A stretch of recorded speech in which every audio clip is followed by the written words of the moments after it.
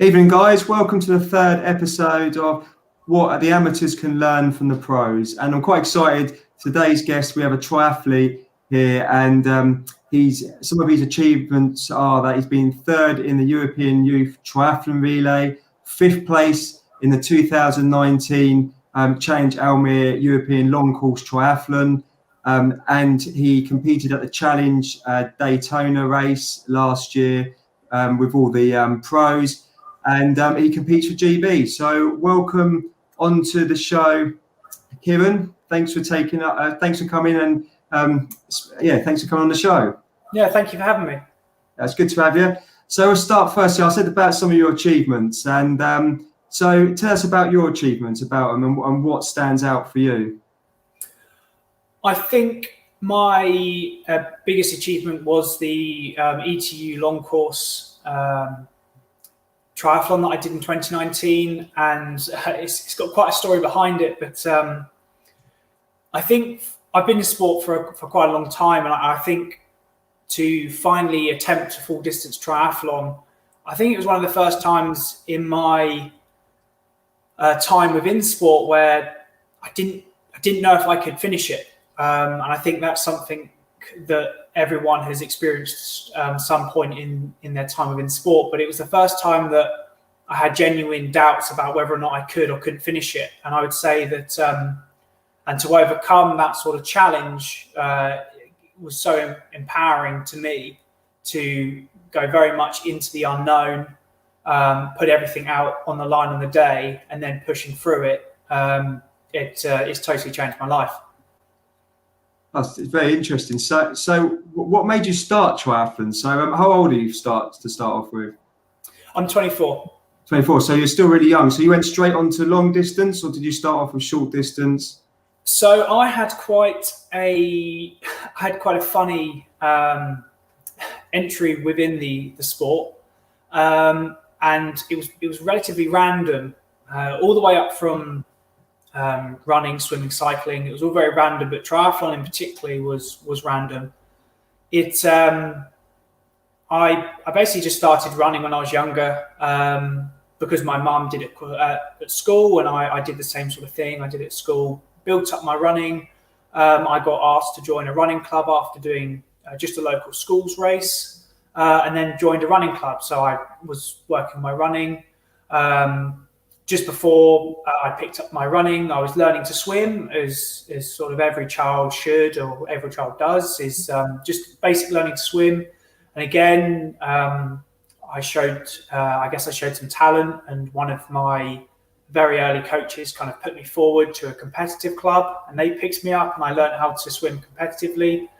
And I was just in the background working on those things. And during when I started triathlon, so you're kind of looking at about 2008, 2009, it was still a relatively small sport. It was kind of just when the brownies were breaking out onto the scene and sort of taking over. I remember it being quite a almost like a cult-like sport for the most part. It's very niche, and there wasn't a lot of people doing it. And it was really after, I think, about 2011, 2012, where it took off in this country. But I ended up just doing it because my mum said, oh, you swim and you run. She'd seen a triathlon on TV, and she entered me into just a local triathlon. So I did it, and it was purely almost kind of like it would be good cross-training for your running or for your swimming. So it was very much a random entry into the sport. It wasn't ever planned. And I think that's one of the reasons why I love it so much, is because it was never something that I did because I felt like I had to. It was something that I just stumbled into, and it built and built and built from there. So that's really interesting. So you started as a runner. That's how I started. So you started as a runner, and then you obviously swam. But did you, at this time when you entered the triathlon, were you cycling, or were you or did you just start cycling as soon as you entered this triathlon?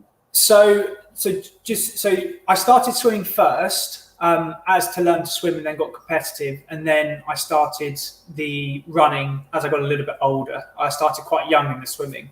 I just put it in an awkward way. But yeah, so I started the swimming, went into running, and then I guess because I was running, I did a little bit of cycling, but it was not. I wouldn't say it was cycling training, not at the start at least. And it was a local event in Bicester, and it was on the grass.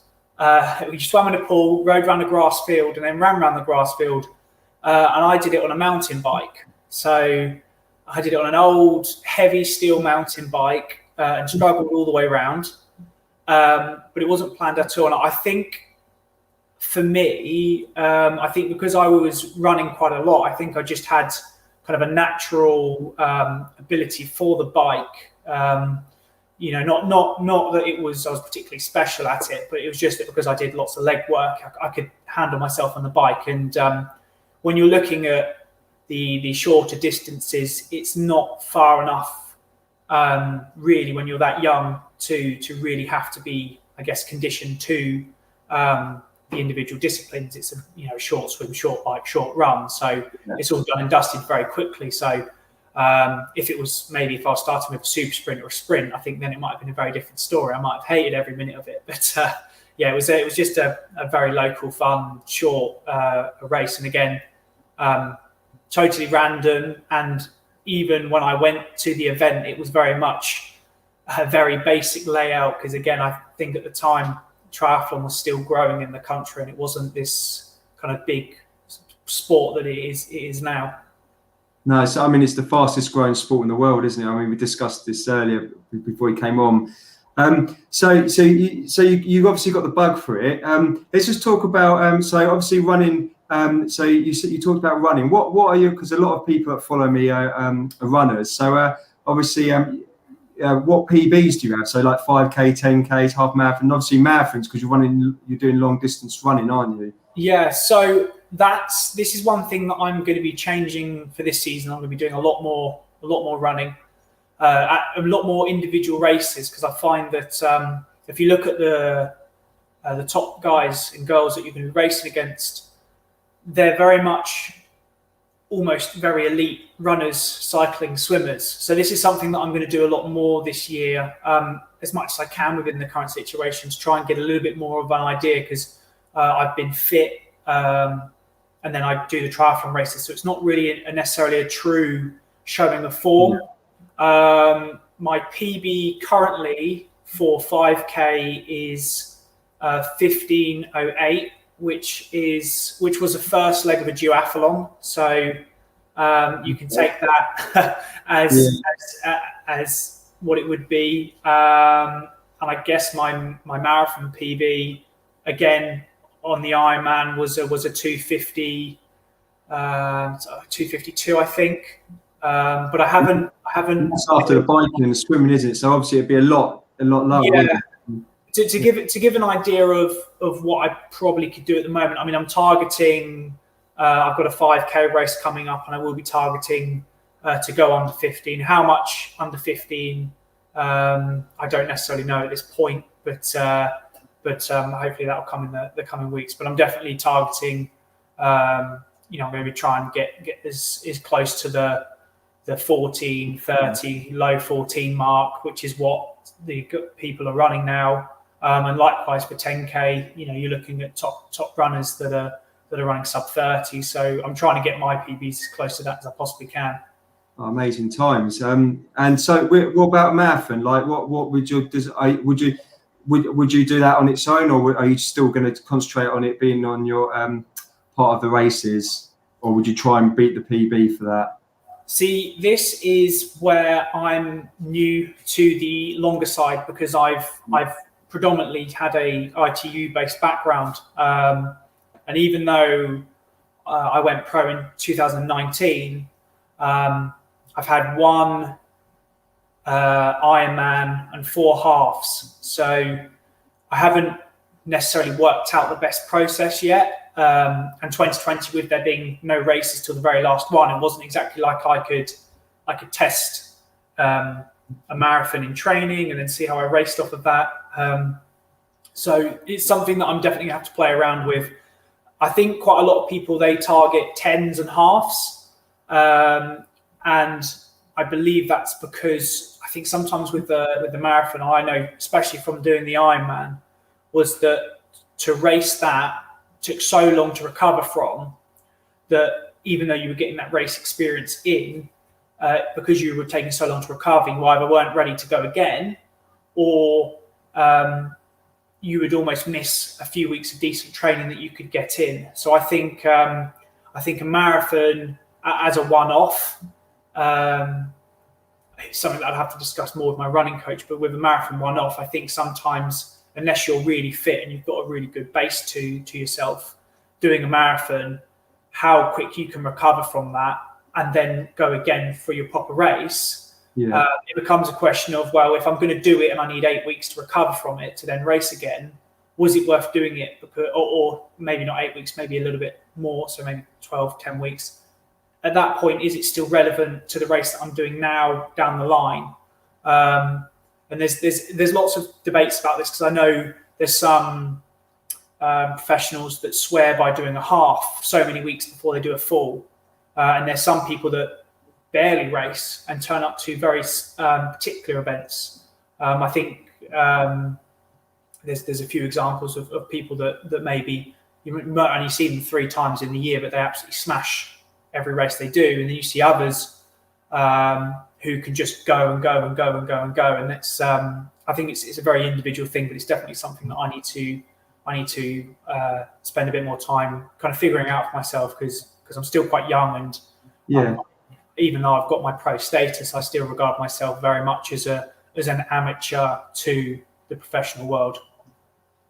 Well, you're 24, so you're still quite young, and you've I touched on it when we started about you went to the Challenge Daytona. And was that was December, was it, or November? I can't. Yes, it was in December. It was December. And how did that feel like, being going over there and competing against like the Olympians, gold medalists, and the top triathletes in the world currently now? Like, how was that for you, like as a 24-year-old coming up against like Alistair Brownlee, for example, and all these guys like Gomez, for example? How was it? It was mind-blowing, really. I mean, I've grown up watching these guys and girls, you know, all through my career, and every single time that I've sat on the turbo trainer or I've run on a treadmill, I'll put on a race and pretend I'm racing against them, or pretend that, you know, I'll watch, you know, an athlete do a breakaway and I'll think about, oh, I'm with them. And I think when it really shook me was I was just in a pool session, and Javier Gomez just jumped in the lane next to me, and it just freaked me out. And it just felt so weird to have someone that I've looked up to for so long just be in the next lane, and then, you know, a little bit small talk and things. It was just incredible. But I think the biggest thing that I learned from that experience was that, first of all, there's such a lovely community within the triathlon. Everyone there was willing to help. You know, I had, you know, Tim Don and all sorts of these world-class athletes that, you know, to some extent shouldn't ever bat an eye at me, you know, giving me lifts, helping me out, you know, getting, you know, if they're going shopping, if I need anything. And I think it was really good to see, you know, that everyone was human, and it wasn't just necessarily, oh, we're all here to race each other. It was more like we all want to see how each other can go. And I think another valuable lesson as well with that was seeing the behind the scenes of athletes going through their highs and lows and seeing how they dealt with it. Because often when you're watching the camera, you see the triumph, you see the victory, but it was also very good to see kind of the human side of, you know, seeing someone like Annie Haug doing her warm-up routine, and seeing some of the world-class athletes being really nervous, and then me going, oh, I wouldn't ever think they would be nervous. Look at them, they've done this, that, and the other, and it kind of reinforced that, you know, we're all human, we all make mistakes, we all get nervous, we all have moments of weakness, moments of strength, and I think it really highlighted to me that sometimes in the past where I've gone, oh, why am I so nervous? Or I can't believe I've left so-and-so and, I've, forgotten this or I've forgotten that, or I've got to quickly run back to my bag to pick up my goggles that I don't have in my kit bag that I've taken to the swim start. Just things like that, knowing that these things happen and they happen to everyone, and that it's not just easy for everyone. It's everyone's in the same boat, and we're all trying to do our best, and there's and everyone wants the best for each other. And yes, it certainly sounds like it was an experience that you'll never forget. So we're going to training, and we'll talk about training. So firstly, what does a typical what does your training look like? How many days a week do you train? Firstly, so I train. I train pretty much every day, and at the moment it's a little bit different because of what's going on. The swimming is a little bit different to what it usually be, but most days so at the moment I'm currently training about 30 hours a week. A lot of that at the moment is just volume, so I'm doing a lot of volume on the bike, particularly. So I've coupled together a few weeks where I'm looking about 17-18 hours of riding, just getting in the volume, getting in a good base with a little bit of specific race pace stuff here and there. Running wise, been trying to hit about 80k a week with some key focus sessions. Again, trying to build that up, and then the swimming I'm spending about I'm doing about 5 times 1 hour a week on the Zen 8 indoor trainer, which is a team that I've been a part of for a long time, to do as much with the swimming as I can.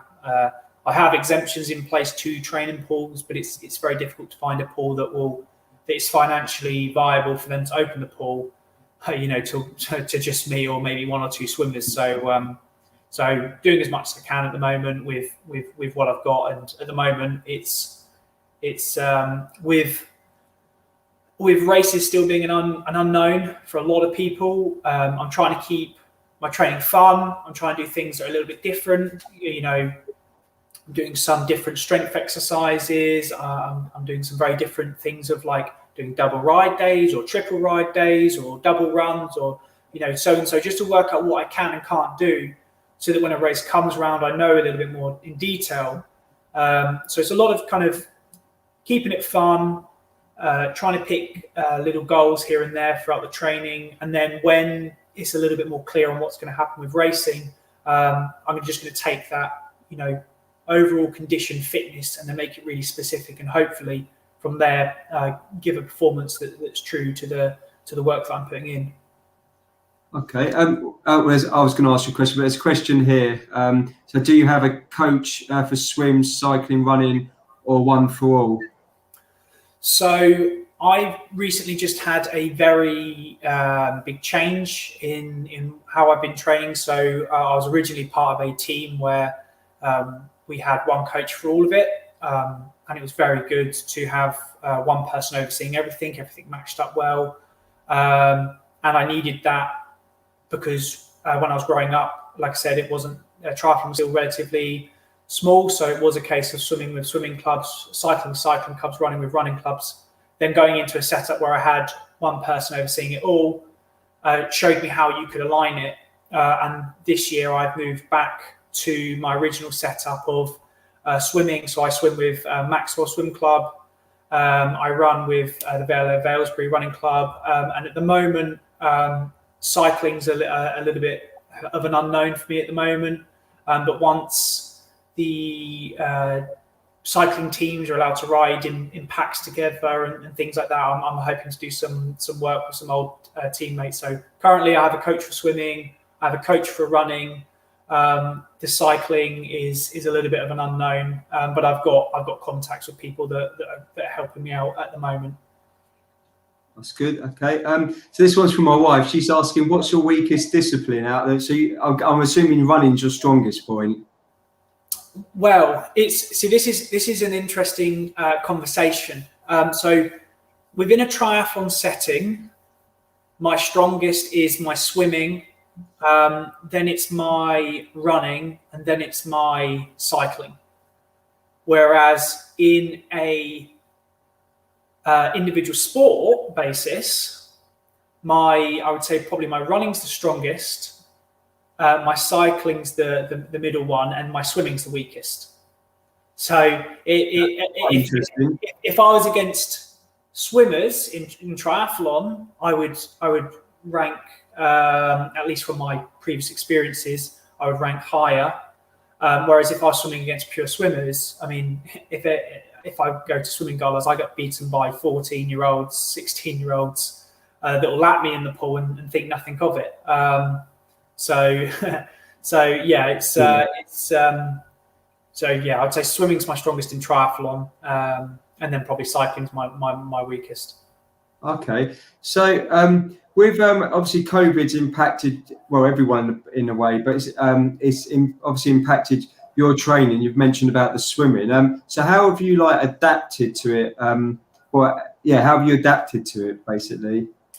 So when the lockdown first hit, I was in quite a fortunate position, and that's for two reasons. So the first was that for a lot of my career, I've used elasticated paddle work, and this involves basically a swimming paddle, which is attached to elastic, and it works the muscle, and it's typically used for a warm up. So you can kind of think of it as TheraBand work. You see a lot of swimmers doing TheraBand work before they jump in the pool. It was something that I always did. But in the background, because people kept seeing what I was doing before races, people were asking about what I was doing, and I got involved in the Zen 8 indoor swim trainer concept, and we were building a prototype at the time of the first lockdown of a swimming trainer that you could use from the comfort of your own home. So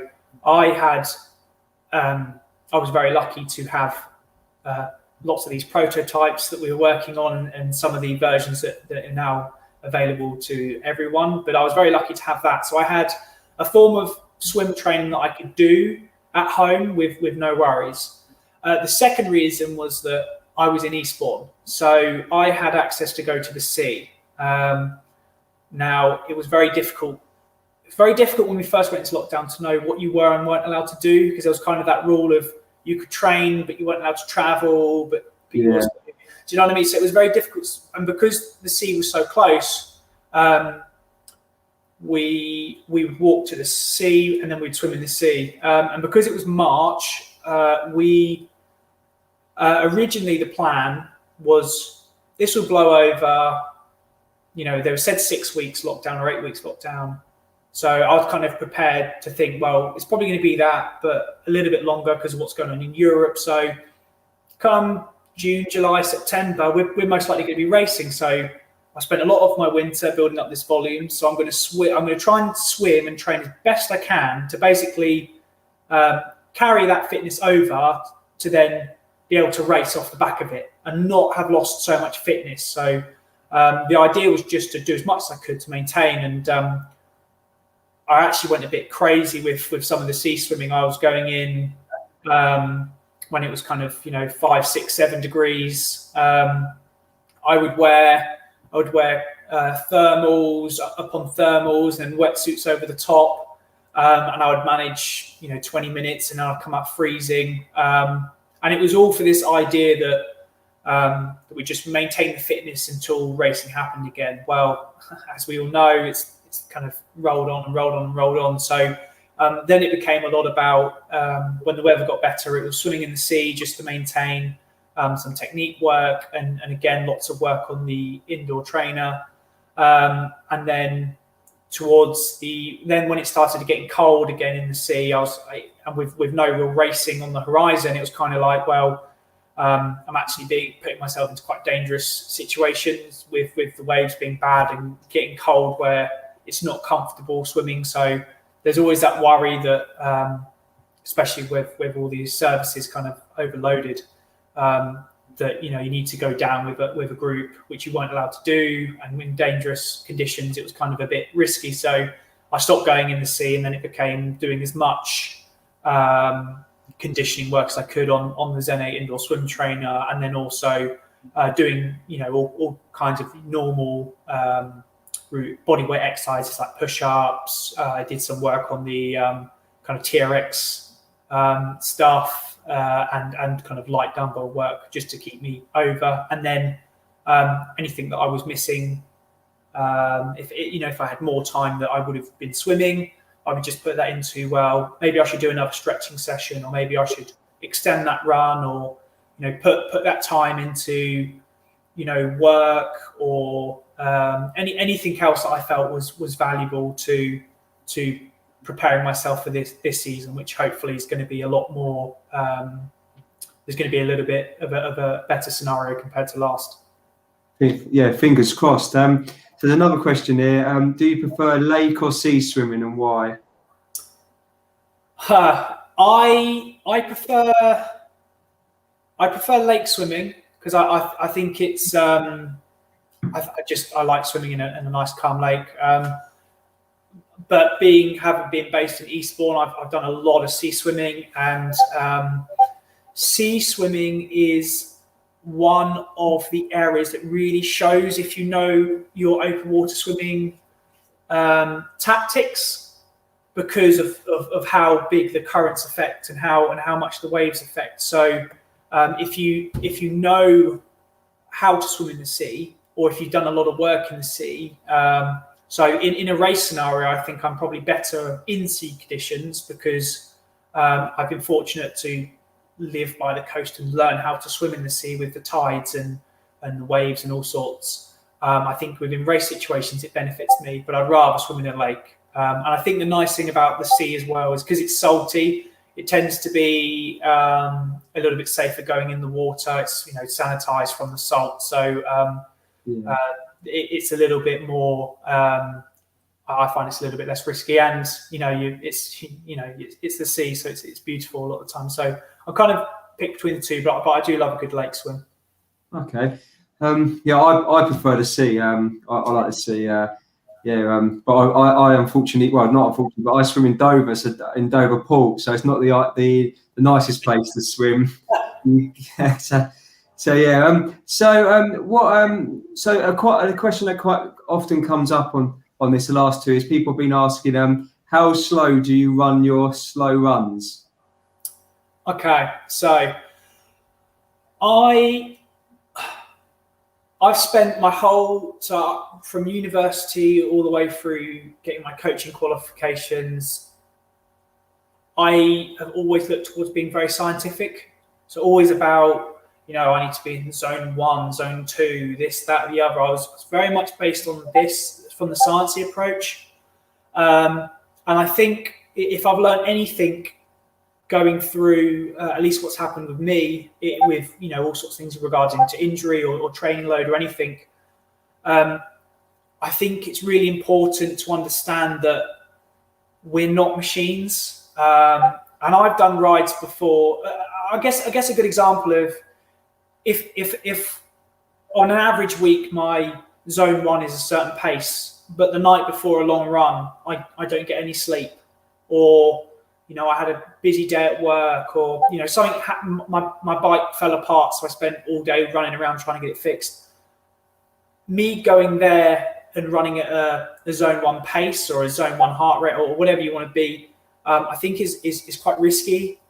So one of the if you talk to any sort of old school runner, usually it's you want to run for your easy runs. You want to run at a pace where you can still have a conversation. Now it's not a conversation like this, but it's a conversation where you might be able to say, "Oh, yeah, up at the top of the hill, we're going to go right, and then we're going to drop down," and not be out of breath, not be going after doing that. So, and it's also very important to take into consideration where you're running. If I'm running on tarmac, I can run, almost 90 seconds quicker than I can if I'm running on grass that's long or if it's bogged down. So for most of the time, if I tell people, what pace should I run, if anything, it's important to know what the run is. So if it's recovery, you're just running to shake out your legs. And if you are trying to hit paces, heart rate's quite a good one to measure, but to be honest, it's most of the time of can you maintain a decent conversation without being really out of breath. And I think that's the best way to approach what your minimum. I don't necessarily believe in having a minimum speed. I've done runs where I've been doing 7-8 minute per K pace, just plodding around, and almost one of the runs that I do is sometimes it's called a shuffle run. So it's basically walking speed, but just making sure that the legs are kind of turning over as you would run, and that'll be the recovery run. And it's nothing, it's not. I'm not targeting anything. Oh, it's very interesting. So when you say so you don't really go by pace, you just go like by the zones then. So you're like zone 1 or 2. So an easy run would be zone 1 or 2, for example. So I've spent more time recently looking at zones, and I think the nice thing about zones is it gives you a window. So I think if it says you need to run between a heart rate of 130 to 140, you can if you're feeling a little bit or a pace, for example, if you're feeling a little bit off, you've got a window to work within. So it's not going, I might be a couple of % off today because of whatever reason, sleep, work, whatever it might be. So I can still go at that zone K pace, but I'm not stressing because I think when you're doing running, especially if you train a lot, there's a very fine line between are you going above or below threshold, and that makes a very big difference. And I see it a lot of the time when you start to train a lot, it's not about what you're doing in the day, it's about what you're doing in the week. And then once you've worked out, I can, that week, it's not about what I'm doing in that week, it's about doing that month. And a lot of the times, if I'm doing a block of training, so say I'm doing a standard 3 week on, 1 week off, I will always have problems in that third week. Maybe the first few days of that third week, that's when I'm going to have issues. It's never going to be week 1. It's never going to be week 2, but week 3 is the one that I'm going to break. So if I feel good in week 1, brilliant, feel good, but there's no need to push on the pace, or there's no need to. I think that's one area where it is sometimes when people feel good, it's like, I haven't worked hard enough and I haven't tried. And one of the criticisms of one of the Kenyan running coaches was that people in Europe, they tend to find that if they don't feel like they've killed themselves in a session, they haven't worked hard enough. And I think it's important, especially on running long runs, easy runs, recovery runs. The point is for them to be easy, is for them to be recovery. So, if you feel good, brilliant. You should feel good. That's the point of the session. Yeah, you don't want to be like feeling rubbish all the time and saying, I'm really struggling, or making excuses, do you? Yeah, I think it can be difficult sometimes that, when you start training well, I often find it, this is for me as well, but I might look at the training that I've done and gone, I've done 5 40-minute runs. I've done 5 40-minute runs at this pace. Well, would it be better to do 2 50-minute runs and 3 30-minute runs, or would it be better to do 1 really long run and maybe a shorter run with some decent effort in? And I think one of the problems that I've definitely come into, and I think some people are the same, is going, I'm going to go at an easy run and it's going to be at this pace, and just doing almost the same run over and over again in your training cycle. And so, like, one of my longer runs is I do half an hour at pace, half an hour at marathon pace, and half an hour at pace, but it's all a long run. But to allow for that to happen, one of my other runs is just a very slow recovery run. So, going very, very slow. So trying to know why you're doing each session and sticking to it. If it is an easy run, don't go after don't necessarily chase pace, because you're going to finish it and you might be okay for that day, but tomorrow you might have intervals, and that's when it's going to bite you. Yeah, definitely. And that's the thing, but a lot of people, they run too fast and they're slow runs, and that's a big problem, is it? Anyway, no, we've done that one, haven't we? Don't know if we've done that. No. No, you haven't done that one. No, we haven't. So is swim training similar to running and cycling, long, slow swim sessions, speed sessions, etc.? Yes, I think. Yeah, I would say that most of the time I'm training, it's very much, I have a fast session, I have a VO2, I have a long session within it, all three. There is a transfer between all three. There is that cross training effect, but I still feel like in each one you need to do the specific areas, and that doesn't mean that you do them all in one. You might do one block where you're just focusing on the run volume, so everything else stays the same, and you might not do a lot of run intensity, but you're working on the volume. But you can't look over any aspect, and there's always this intensity versus volume debate. And I think if you look at the argument is, if I can run a 5K faster, well then running my 10K pace will be easier, and therefore I'll be faster. Whereas there's also the debate, well, if you do lots of volume, that you're going to condition the legs, and therefore, if you can run your 10K faster, you can run your 5K faster. So there are lots of questions about, doing stuff, but I always try and get in a VO2 set, a lactate threshold set, and then a lot of my other work around that's endurance. And I might switch out the VO2 or the lactate for a pure out and out power. It'll be very individual. Some people find that they can do lots of sessions. I find that I can usually get in 2 decent runs, and then maybe like a more of a longer effort run at the weekend. And again, with the cycling, I'll probably get 1 or 2 decent rides in. Swimming is a weird one for me because I can kind of do what I want in swimming, and I know that's not to come across as ego or anything. That's to come across as in my whole swimming regime is to go as fast as I can without having to kick. So most of the time, if I'm doing pure out and out work, I can do a decent work in the pool, and my legs aren't necessarily tired. And I actually found that one of the big issues that I had in lockdown was that because I would swim, 8, 9, 10 hours a week, it was actually a lot of active recovery that I'd lost, where I was just kind of dragging my legs along where all the rubbish was being circulated out in my system. And I actually found that when I took that swimming away, I couldn't train as much with my legs.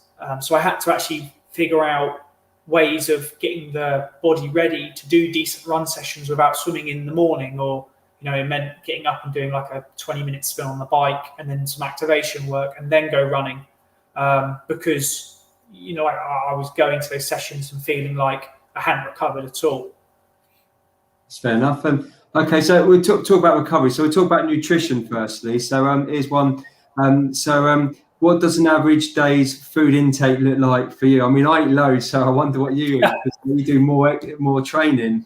So an average day, I wake up, I have 100 grams of oats with about 300 grams of water. That's very important on days that I'm running. Sometimes I'll have milk and make it porridge, but if I'm running, it'll be water, and I'll just make that into oatmeal. So chuck it in the microwave, oatmeal or porridge. That'll be my start. Sometimes I like putting a bit of peanut butter in there, maybe a bit of jam, depending on what I've got in that day. So that's breakfast sorted. In the day, it will usually be a rice-based dish. So it will be white rice or brown rice, again, depending on what I'm doing. Typically, it's brown rice. If I'm leading into a race or a particularly hard session, I'll switch it to white rice, just because it can sit in the stomach a little better. And then it'll be some sort of protein like chicken, maybe some low percent minced meat. I quite like Mexican food, so typically it'll be maybe some sort of fajita seasoning on the chicken with the rice to give it some sort of flavour. And then in the evening, I'm not too picky about the evening. I kind of I usually just try and have a normal meal. And I think for me, when I try and I make sure my breakfast is clean, I make sure my lunch is clean, but my dinner, can really be anything really. If I'm going into a race again, it's going to be a little bit more clean, less quite rubbish. But I find sometimes that the biggest problem that I have with diet, and it's a big problem if you ever look at these really restrictive diets that vegan or gluten-free or anything like that, is as much as they're brilliant. So some of the diets that you can go on, restricting gluten and stuff, as much as it's brilliant, when you go to races, it can be unbelievably hard to find gluten-free products and avoid gluten. So when I went to America in 2019 to race Daytona, it was unbelievably hard to find somewhere that would just cook rice, and that would sound silly, but because of that, I remember going to a Spanish race, and the only thing that I could really get access to was bread and lots of bread products. So I had to rely on eating a diet that wasn't necessarily ideal for me. So I think it's important sometimes you just have normal food to be able to race off of that normal food, so that when you're at races, you're not necessarily stuck in being on a very strict diet, because that's when problems can occur.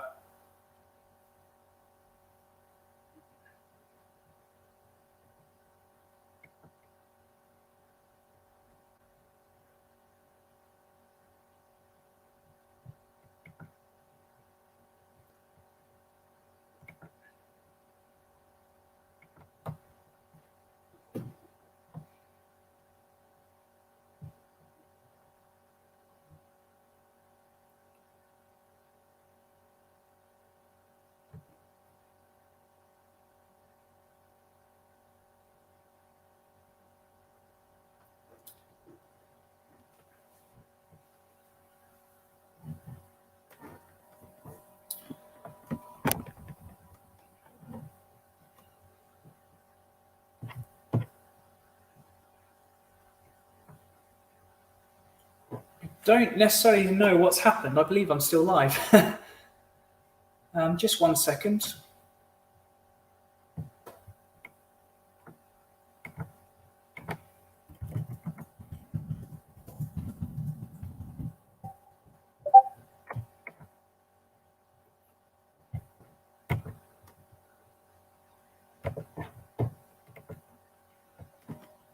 Sorry about this, everyone. You still there? Hiya. Yeah, sure. I'm not sure what happened there. Yeah, I was trying to have a look at it as well, but I guess we're back.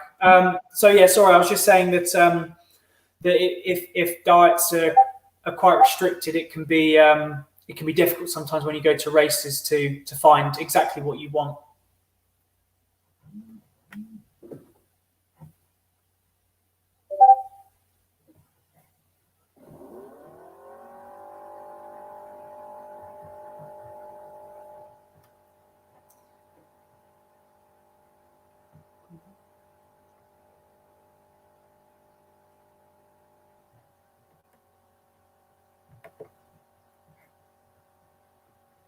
Apologies, everyone. I believe we're having some technical difficulties.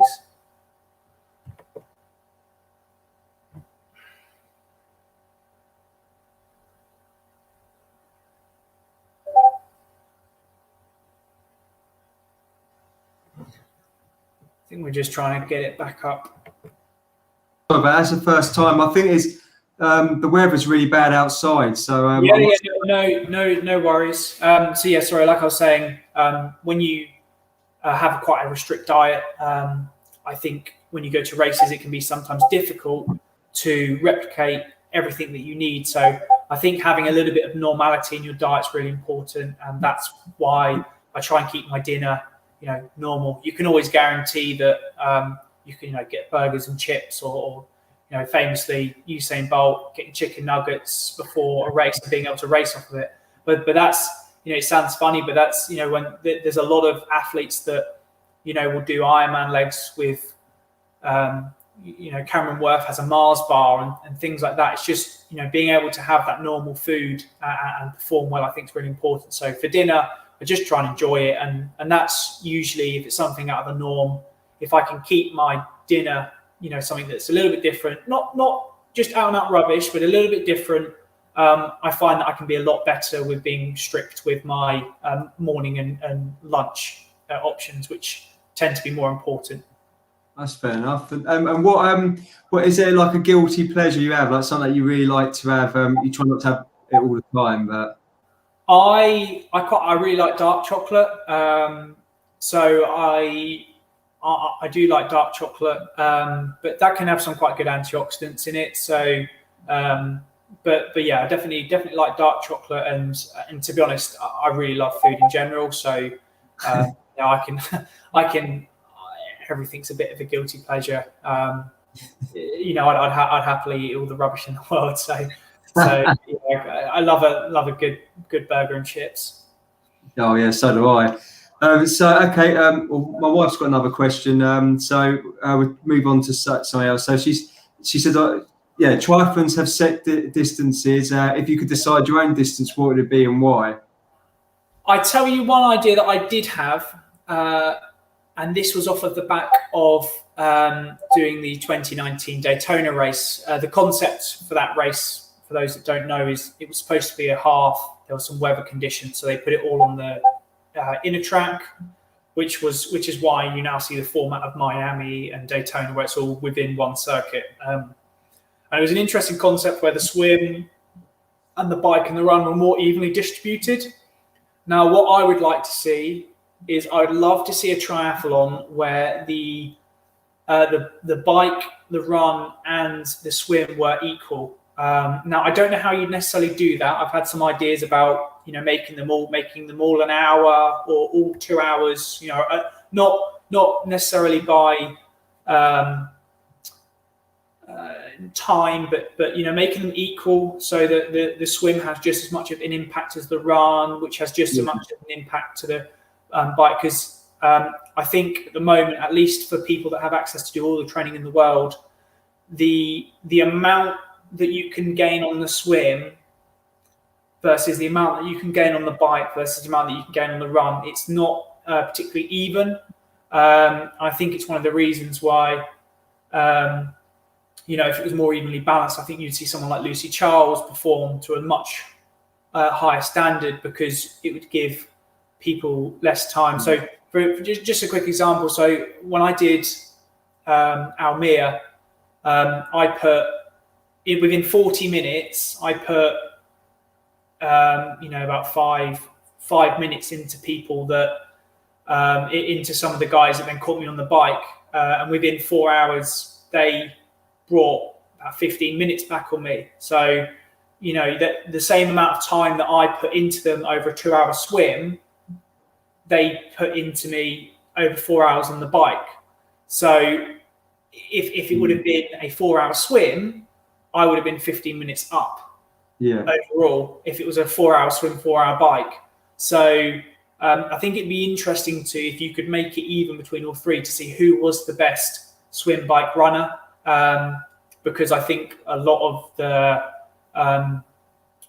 some of the long course athletes can get away with being just absolute powerhouses on the bike and the run, and potentially neglecting the swimming element, or vice versa. You can have someone that is a really big biker who can't run, or a good runner that can't cycle and swim, or and likewise, I wouldn't want someone that can just swim really well and then just dominate it because they can't do the others. So just an event that made it equal across three, and then just seeing how well people would treat that. Yeah, because I always find if you're a cyclist, you're always going to get if you're strong on the bike, you're always going to gain a lot of time on the bike, and then it does seem to favour the cyclist sometimes. But so let's move on. So is this a full-time job? Like, do you have a full-time job, or are you a professional and you do this full? Are you make a living out of it? So I'm not full-time. I work part-time. So I used to work as a lifeguard at my local swimming pool, and I used to work as a class instructor So did classes and lifeguards. Currently, I'm the head coach at Zen 8, so I'm working very hard with them to develop swimming programs, and we're developing lots of systems that, if you're time crunched, you can still get a decent swim in, get a decent session in without necessarily having to go to the pool and spend 2 hours to go to the pool to achieve something that you could at home with a lot less time. So I work part time, and then at the moment, all of the goal with the triathlon side at the minute is to try and break even. So go to a race and cover the costs that it takes to travel and race and things. That's sometimes, for the minute, that's my goal. To be there's still a little bit like the top get a lot, and they should do, because they're fantastic. But there's a lot of sort of people like me who have just turned pro, or they're still trying to make their way into the sport, that it's not financially viable to go full time. To go full time, you'd have to either have very good marketing, abilities, so big Instagram following, big social media following, or you can podium regularly and get sponsorship like that. And there's only so many athletes that can get on the podium regularly. So the goal for me is for the best part, just try and break even. And if I can do that, I'm not putting anyone out of their way. So that's the goal currently, financially wise. It does sound like it's quite difficult. I mean, the previous Gloria, previous person, she does it as a full-time job, but then the previous person we had before, Kerry, she said she has a part-time job to fund it as well. So it is difficult, isn't it? Unfortunately, there's not a lot of money in sports. So you have to be at the top end, don't you, to make huge amount of money out of it. I think what makes sport a little bit different is there's no guarantee of the outcome. So you put quite a bit of money up front to get all sorts of things ready, bike, equipment, all of that stuff. You go to an event, travel costs, same as anyone else. And then if you manage to do well, it's then you can cover what you've expended. But I think what you're finding now more and more is because the sport's growing and growing, you have to be able to compete with the people that are training full time. So you do that as best you can. And the most exciting thing that is coming into this sport is the PTO, and they've been supporting events and they've been putting a lot of money into supporting all level of athletes to keep in the sport. And I don't think for a second that triathlon is some real harsh environment, because try be a pro swimmer, because there's very few opportunities, and triathlon, funnily enough, is one of the few sports that you can actually feasibly break even or make a career out of it. So it's not just come across as it's really good to be a part of, and I'm lucky to be a part of, again, like a sport that is very willing to support a lot of their athletes. That's really good. There was a question here, but I think we touched it earlier, didn't we? You said 30 hours a week, didn't you? Usually about 30 hours a week. It changes all the time, but we're looking for about 15 hours of riding, 7 hours swimming, 10 hours swimming. Again, with the run, it can fluctuate, but overall we're looking for about 30 hours of training. Or at least that's what I can do at the moment. Some people do more, some people do less, and it's about what you're doing with that time that's the most important factor. Okay. All right. We'll do a few more questions. So first, let's go with who was your hero? I mean, I think you touched on it earlier on, like briefly when you were at the at Daytona. But who did you see when you're looking up to it made you think, I want to try triathlon, or am I not being triathlete? I think sport wise, the big ones for me, you got Michael Phelps, but I'm a real big fan of David Weir. So he's if you don't know, he's a wheelchair racer, and he won 3 golds at London, and they did a life story documentary on him on I believe it was ITV. He just, I don't know, how he spoke about sport and how he explained how he was going through the motions was very similar to me. And I quite liked how down to earth he was about everything. So I'd say he's one of my main sporting heroes. Yeah, he's a fantastic athlete, isn't he? I used to watch him when I watched the London Marathon and see him. It's inspiring what he could do.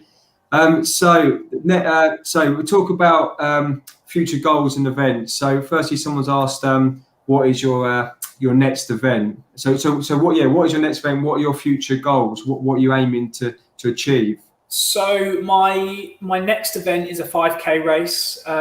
It's coming up next. I believe it's the 5th. It's coming up. Hoping it goes ahead. Most of the racing I've got for the foreseeable future is just domestic races. I've got a couple at Dorney Lake.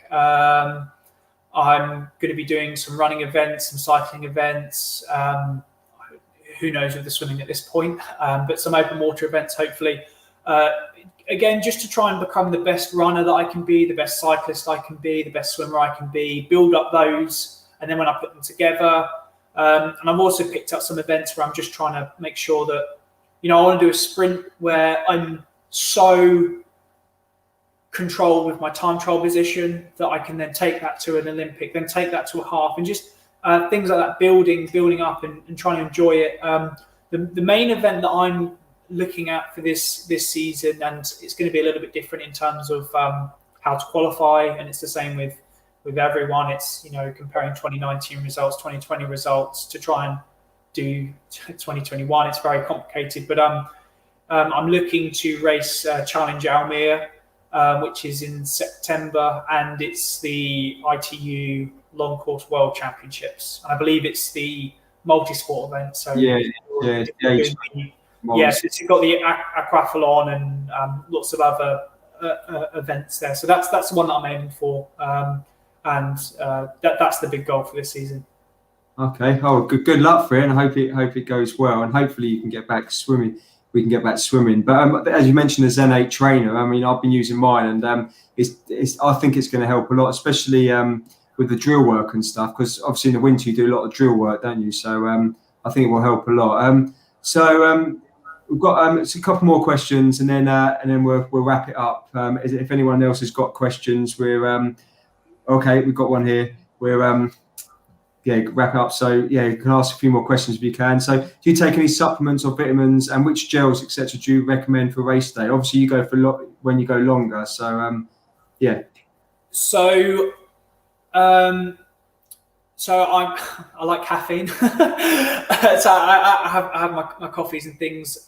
Vitamins and supplements, not too much. I make sure that I get my 5 a day. I'll take some just regular vitamins every now and again, just to make sure.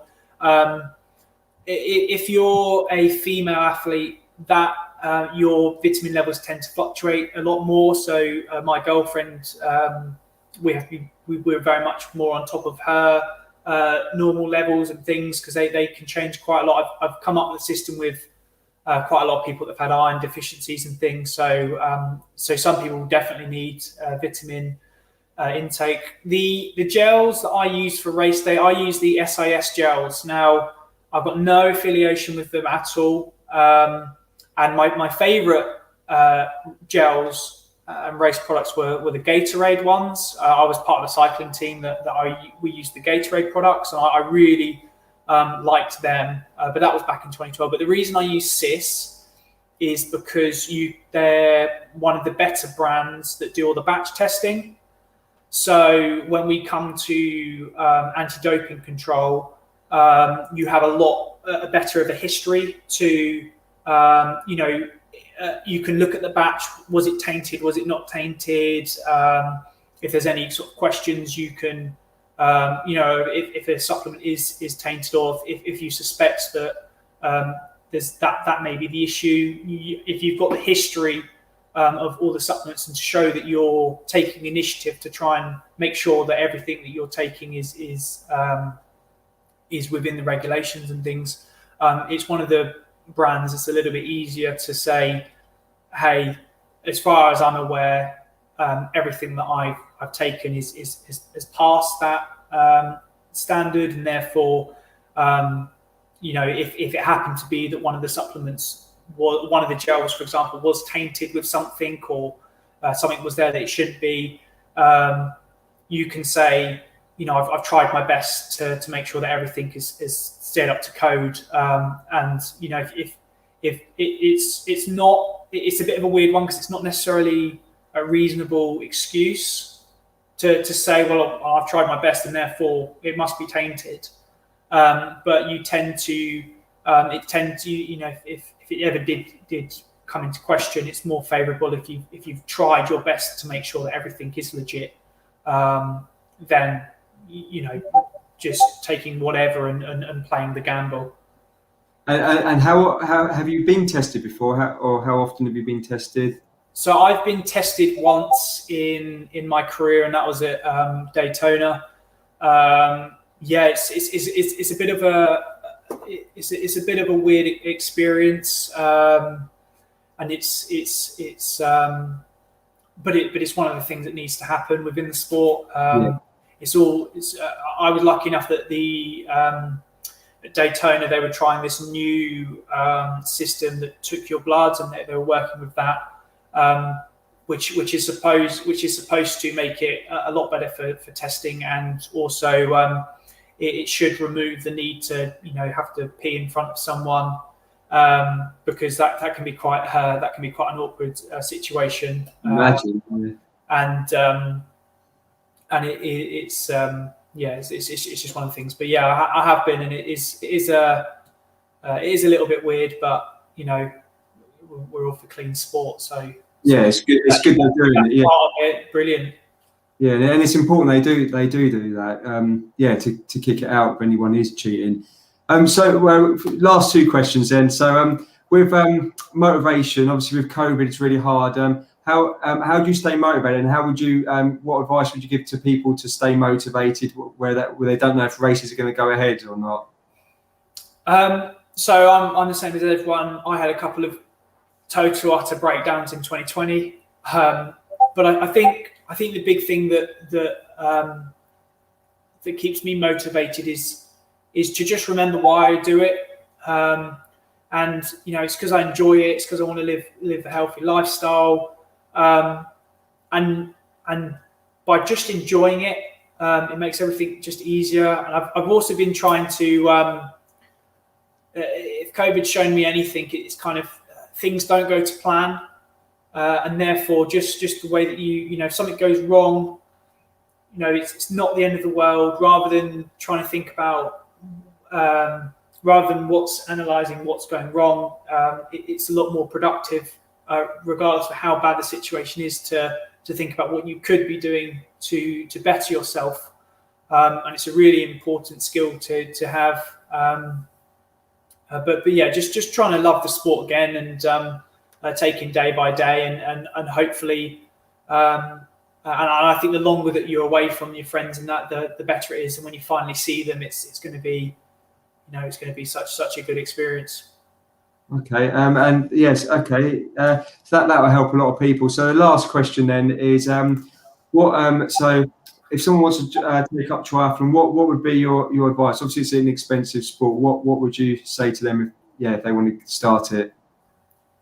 Just give it a go. I think the hardest thing for everyone is just getting your foot in the door and trying. I know for me, making that first step is the hardest, and once you do it, it's easy. You're on your way. Once you get going, you're away. And a lot of people do triathlon for lots of different reasons, but it's one of the sports that I found that people do to challenge themselves. And I've never found it to be a sport where people are trying to race you, or people are trying to.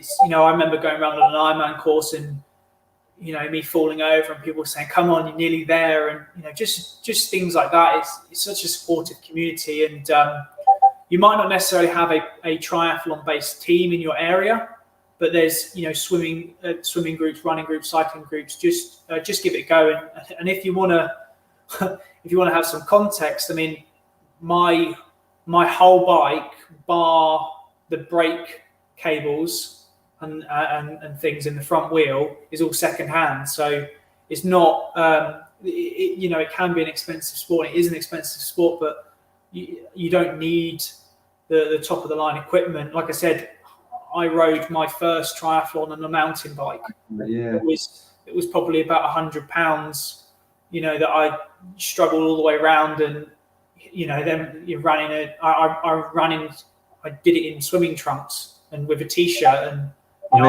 I've been there and I've done that, and don't think for a second that people haven't. It's again, I think it's just about trying it, and if you find out later down the line that it's not for you, well, brilliant, you've had an experience, you've done something different, and hopefully it'll better you for the future.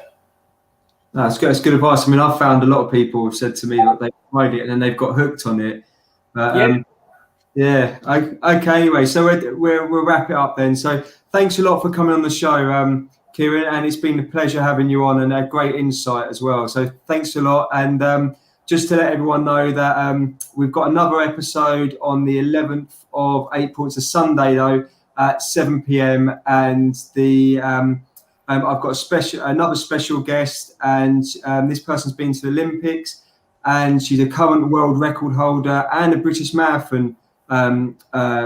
She's won the British Marathon Championship. So that's on the 11th of April. And thanks again, Kieran, for coming on, and thanks for watching, guys.